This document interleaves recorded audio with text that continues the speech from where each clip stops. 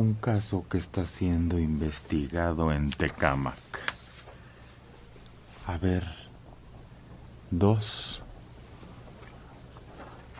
personas muertas, un hombre de 29 años y una niña de 13. Las causas de la muerte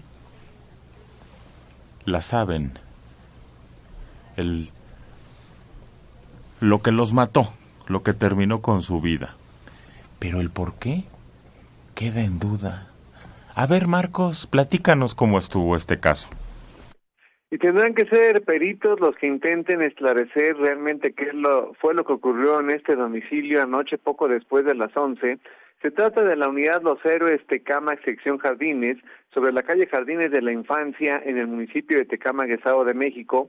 Paramédicos de una ambulancia de protección civil municipal y también bomberos acudieron a verificar el reporte de 2 personas inconscientes, intoxicadas tras inhalar gas LP. Y ya que llegan al domicilio, determinan la muerte del hombre de 29 años de edad y la niña de 13 años, al parecer padre e hija, estaban muertos, y ahora lo que se trata de investigar y aclarar si se trató de un accidente que no se dieron cuenta, que se estaba fugando el gas, o que pudo haber sido provocado, que se haya tratado de un suicidio, pero ya queda a cargo de la autoridad ministerial determinar qué fue lo que realmente ocurrió, pero lamentable, 29 años el hombre y la pequeña apenas 13 años de edad. Manelik. Oye, pero él era su papá, según dijo Marcos. Sí, ¿por qué? Porque tenía 16 años cuando la tuvo. Ándale, eso estaba sacando yo la cuenta, pero Sí. me estaba quitando un zapato apenas para hacer los números. Oye, es que imagínate cómo puede ser un adolescente de 16, o sea que embarazó a la mamá a los 15 años. Y además no hay reporte de la mamá. Está exacto, muy raro. Uh-huh. ¿Dónde está la mamá? Uh-huh. Sí, porque para hacer un accidente, pues yo lo veo muy difícil. Sí. No era la primera vez que este hombre tal vez manejaba la estufa, el horno, qué sé yo. No. La paternidad tan temprana conlleva muchos problemas. La inmadurez biológica, la inmadurez emocional, la falta de recursos económicos. Muchas cosas. Pero, ¿y la mamá en dónde está? Sí sería interesante investigar qué hay detrás de esta historia. Terrible. Si fue un accidente, qué torpeza la del papá. Si fue un suicidio o un homicidio-suicidio, en este caso el padre mata a la hija y luego también él se queda dormido, también qué brutalidad. Nuevamente una vida de alguien muy joven se ve destrozada por alguien más. No decide ella, deciden por ella. Terrible. Bueno, desde que la tuvieron tan pequeños, como dice Adela, ya decidieron por ella, Agustín. Sí, decidieron por ella, pero la miseria que hay en toda la zona de Tecámac es terrible. Hay muchos fraccionamientos de estos de propuesta para gente de escasos humildes, y hay muchas casas vacías allí porque las familias se rompen, se disgregan.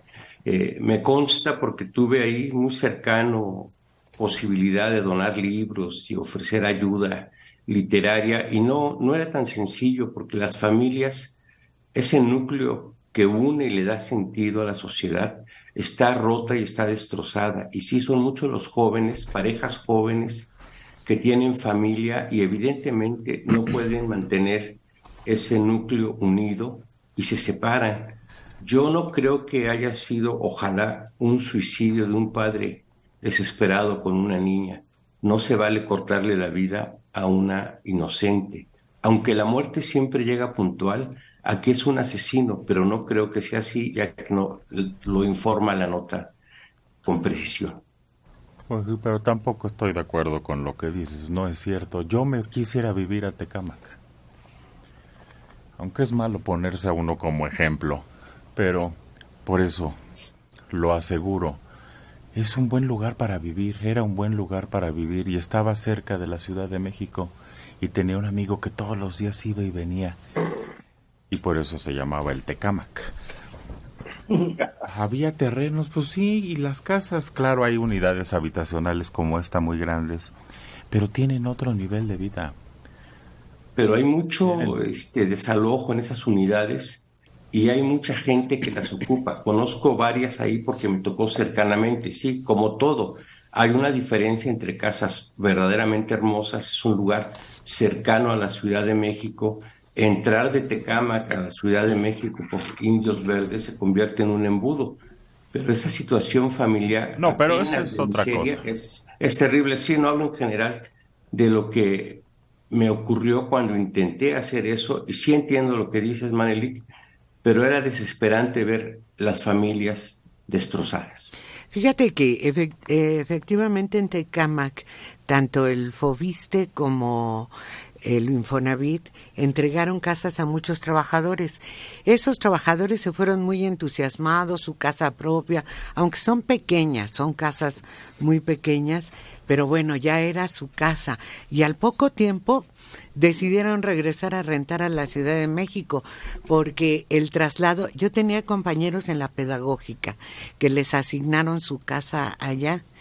Oye, había quienes se quedaban a dormir en casa de un amigo para poder llegar a tiempo a trabajar al día siguiente, y optaron por dejar la casa desocupada porque ni rentarla. Nadie quiere rentar allá. Pues hay de todo. Y ahora los traslados, lo acabamos de decir, siempre hay tránsito.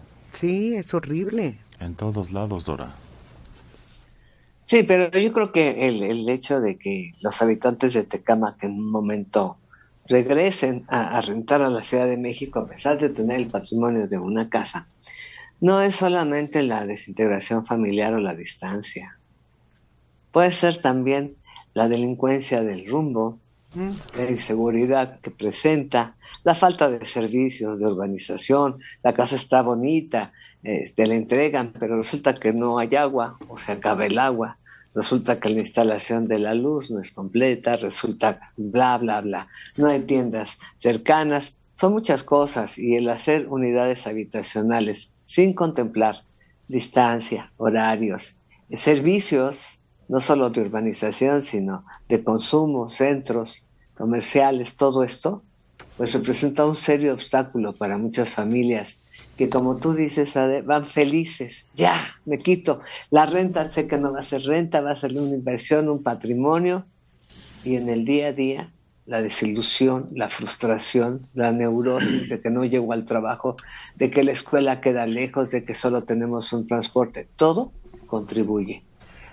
Y creo que esas familias que han dejado solas las casas no fue por desintegración exclusivamente. Yo creo que más bien se mudó toda la familia buscando lo práctico, la cercanía, porque si el papá hace 2 horas y es el único sostén de la familia, pues yo sigo al papá con los niños. No lo voy a ver cada 8 días porque se queda a dormir con un compañero. Difícil la situación. María Eugenia Castillejos Alvarado, de Cuautitlán, 68 años. Mi hija de 47 años vive en Héroes de Tecama. Hace 17 años le entregaron su casa. Todo estaba bonito y limpio. Con el tiempo se ha ido deteriorando, ya que a la gente le gusta vivir en la mugre. Y ni se diga que hay muchos maleantes por toda la colonia. No he visto casas abandonadas que estén sin mantenimiento, es otra cosa. Carmen Flores, ¿qué no se supone que al gas le ponen ese aroma feo para identificarlo? Porque el gas no tiene aroma. Es cierto. Cierto. Le Sí. ponen ácido sulfídrico, sobre todo. Tiene otro nombre, ¿no? Comercial. Sí, pero huele a podrido. Huele a podrido, sí. ¿Cómo no se dieron cuenta?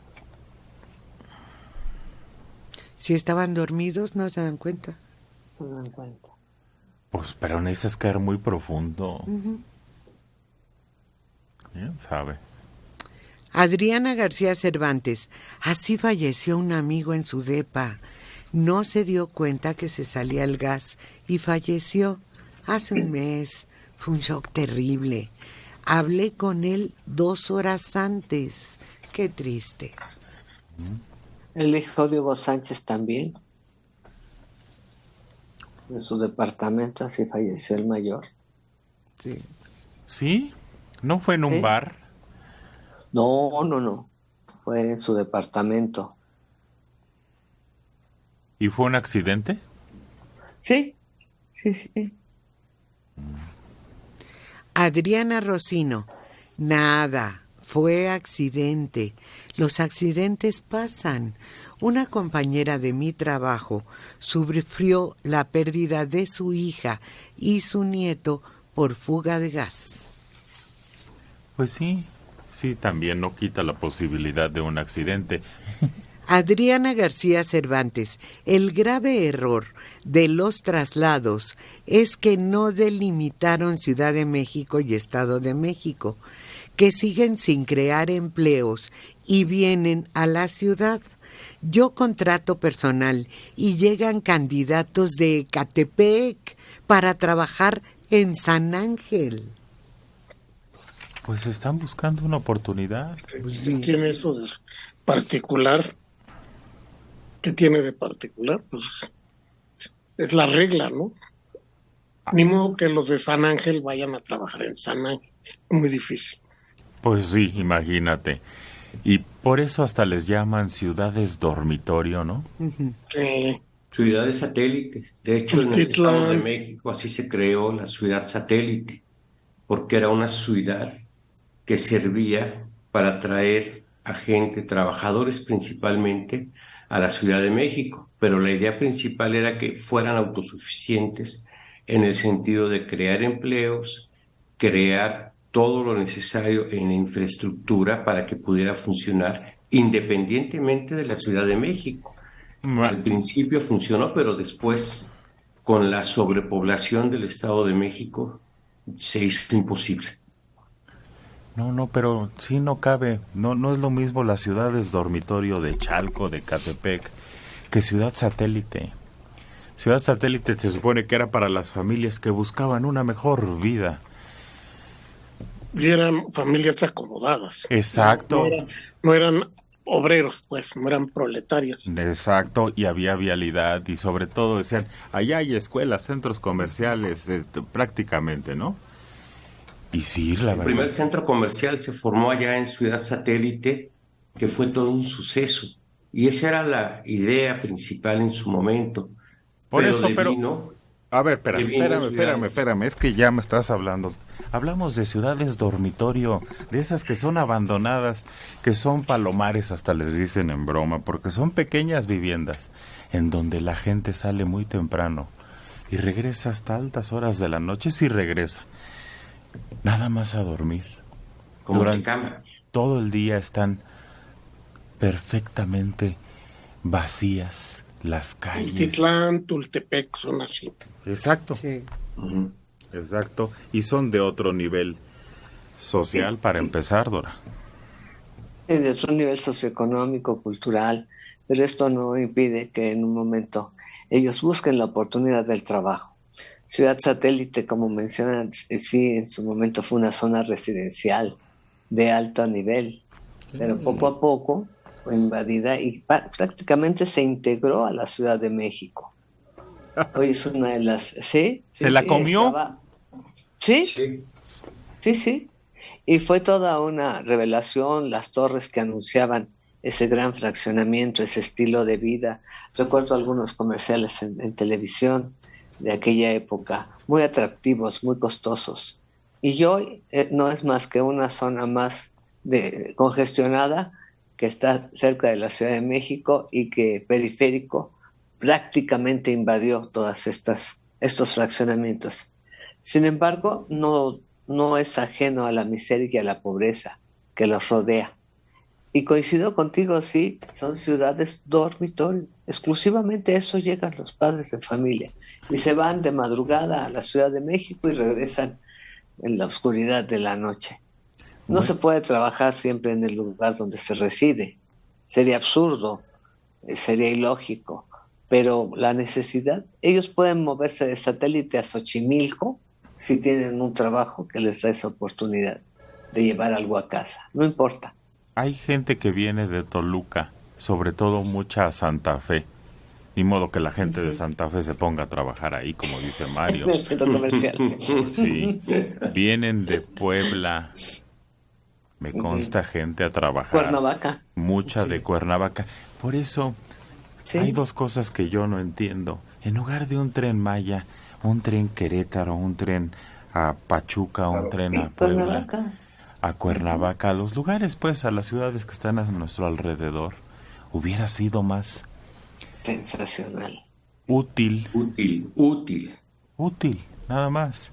Y eso de sobre todo por la movilización de gente. Es decir, me imagino que de Campeche a Calakmul en el Tren Maya irán 7 personas, y aquí un México-Toluca, México-Cuernavaca, México-Querétaro te va a transportar al día miles de personas. Exacto. Ahora, dice la jefa de gobierno que la llegada de los nómadas digitales no afecta. No, nos están dando en la torre.